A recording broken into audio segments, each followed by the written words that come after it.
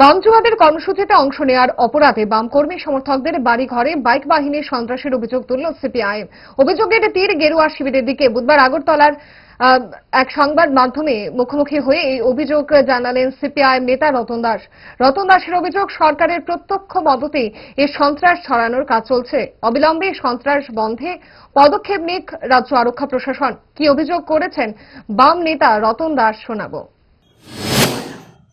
আমি আগেই বলেছি, মোহনপুর বারবার মোহনপুর শিরোনামে আসছে, আরো কিছু এলাকা এরকম ভাবে শিরোনামে আসছে।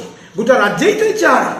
এর মধ্যে সবচেয়ে বেশি যে এলাকাগুলির মধ্যে হচ্ছে, তার মধ্যে অন্যতম হচ্ছে মোহনপুর। তো মোহনপুরের যিনি বিধায়ক মন্ত্রী, তিনি দেখছেন না, এগুলো জানেন না? এটা হতে পারে যে নামগুলো বললাম তা উনার কর্মী, তারা কর্মী বলা হয় তাদের, মন্ডলের নেতা, ভাইস চেয়ারম্যান পুর পরিষদের। তাহলে পুরসভাতে গিয়ে তারা বসেছে এই ঘটনাগুলির আগে পরে। তো পুলিশ আজকে বিকেল চলে যাচ্ছে, 8 তারিখ, অ্যারেস্ট নেই। আমাদের দাবি হচ্ছে অবিলম্বে দুষ্কৃতীদের গ্রেপ্তার করা হোক, শান্তি রক্ষার উদ্যোগ নেওয়া হোক এবং শান্তিপূর্ণ গণতান্ত্রিক জনগণের প্রতি আবেদন জানাই, আপনারা এগিয়ে আসুন।